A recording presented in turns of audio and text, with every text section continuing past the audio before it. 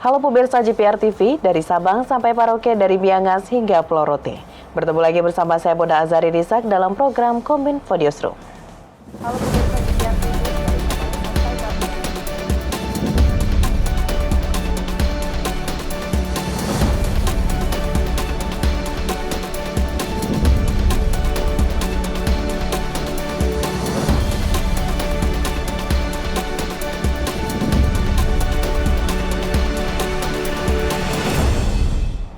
Pemirsa, kita ke informasi pertama. Direktur Jenderal Pembinaan Hubungan Industrial dan Jaminan Sosial Tenaga Kerja Kemenaker, Indah Anggoro Putri, menampik isu soal Perpu Nomor 3 Tahun 2022 yang tak memuat pasal hak cuti haid dan melahirkan bagi perempuan.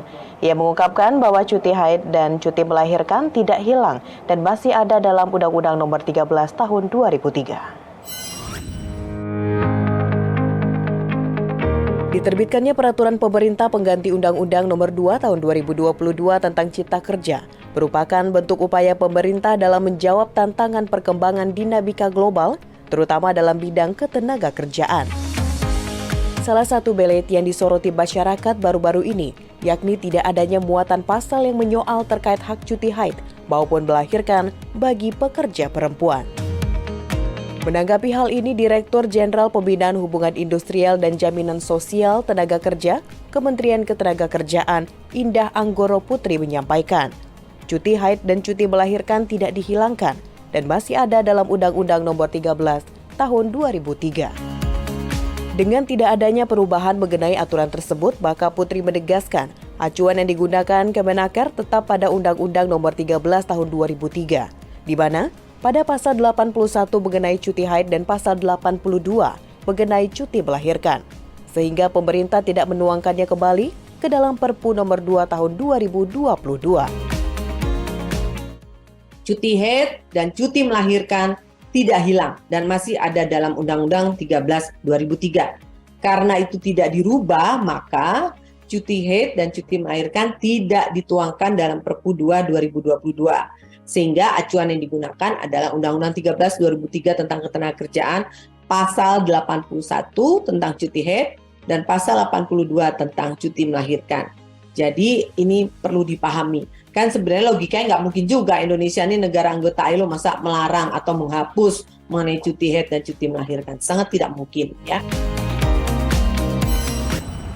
Komisi Pemberantasan Korupsi menetapkan Direktur PT Tabi Bangun Papua Rija Tonolaka tersangka kasus dugaan suap dan gratifikasi proyek pembangunan infrastruktur di Provinsi Papua. Rija Tonolaka diduga memberi uang Gubernur Papua Lukas NMB sebesar 1 miliar rupiah setelah perusahaannya dimenangkan untuk menggarap 3 proyek di Papua.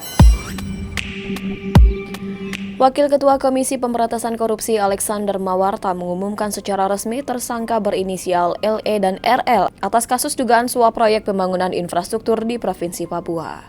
Sebelum ditahan, KPK telah memeriksa RL di Gedung Merah Putih KPK pada Kamis 5 Januari 2023 lalu. Sementara tersangka LE belum dilakukan penahanan oleh KPK. Alex mengatakan tersangka RL dilakukan penahanan selama 20 hari pertama terhitung mulai 5 Januari sampai dengan 24 Januari 2023 di rutan KPK pada Gedung Merah Putih. Alex menjelaskan kasus ini bermula pada tahun 2016 di mana tersangka RL mendirikan PT TBA yang bergerak di bidang konstruksi. Pada tahun 2019 sampai dengan 2021 tersangka RL mengikuti berbagai proyek infrastruktur di pemerintah Provinsi Papua yang saat itu jabatan Gubernur Papua didapat oleh tersangka LE.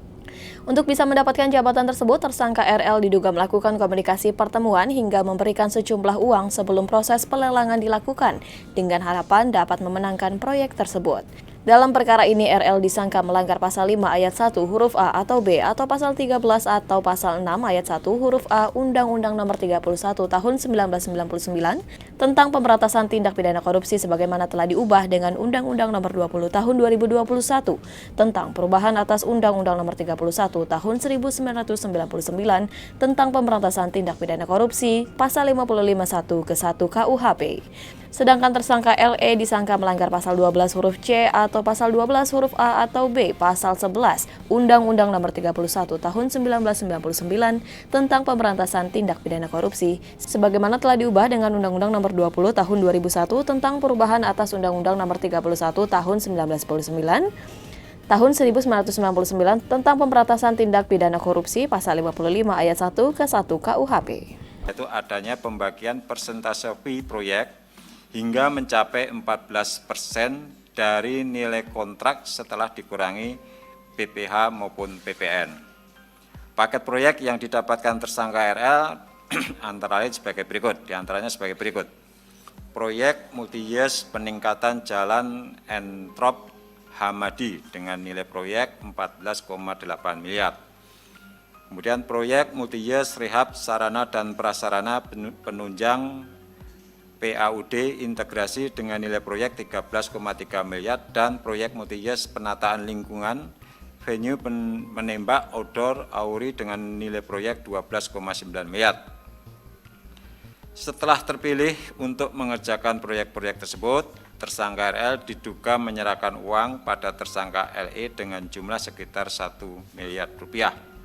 Diduga tersangka LE juga menerima pemberian lain sebagai gratifikasi yang berhubungan dengan jabatannya hingga jumlahnya mencapai miliaran rupiah yang saat ini KPK sedang melakukan pengembangan penyelidikan lebih lanjut.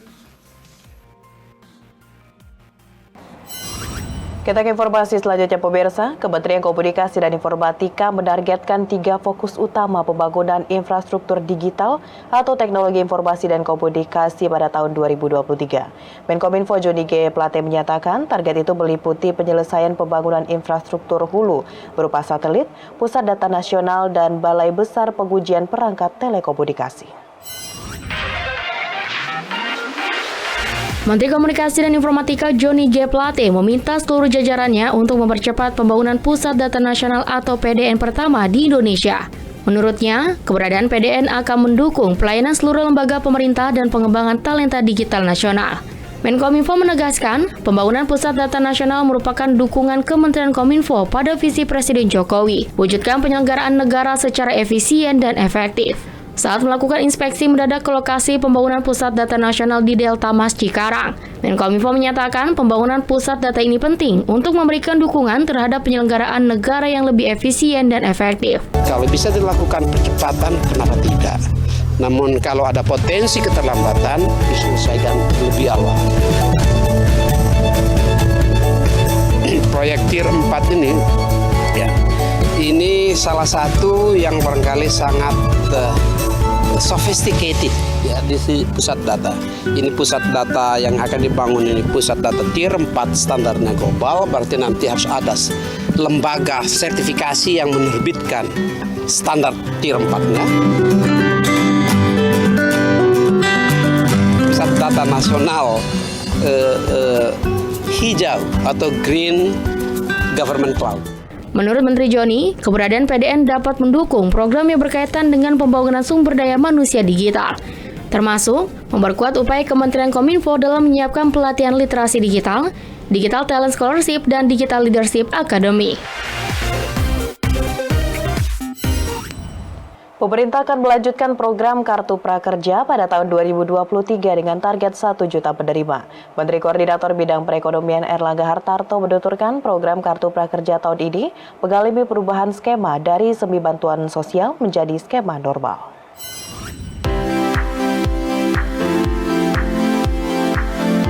Pemerintah resmi melanjutkan program Kartu Prakerja pada tahun 2023 dengan besaran bantuan menjadi senilai 4,2 juta rupiah per individu. Berbeda dengan skema Kartu Prakerja sebelumnya, kini skema yang digunakan ialah skema normal, di mana pada skema ini bantuan biaya pelatihan akan diberikan sebesar 3,5 juta rupiah. Ditambah insentif pasca pelatihan Rp600.000 yang akan diberikan sebanyak 1 kali. Serta insentif survei sebesar Rp100.000 untuk 2 kali pengisian survei. Kartu Prakerja dengan skema normal ini akan lebih berfokus pada peningkatan produktivitas angkatan kerja melalui berbagai pelatihan guna meningkatkan keterampilan. Beberapa hal baru yang dilakukan dalam skema normal, yaitu skema bansos ataupun online itu minimal 6 jam, itu ditingkatkan menjadi 15 jam. Jadi sekarang pelatihannya menjadi 15 jam. Kemudian bauran bantuan ataupun biayanya adalah per orang 4,2 juta, namun biaya pelatihannya lebih tinggi. Untuk pelatihan tatap muka, Kartu Prakerja akan dilakukan secara bertahap dengan 10 provinsi tujuan awal, yakni DKI Jakarta, Jawa Barat, Jawa Tengah, Jawa Timur, Kalimantan Barat, Sumatera Utara, Sulawesi Selatan, Bali, NTT, dan Papua. Setelah sebelumnya pada tahun 2022 telah berhasil memberikan pelatihan kepada lebih dari 4,9 juta orang.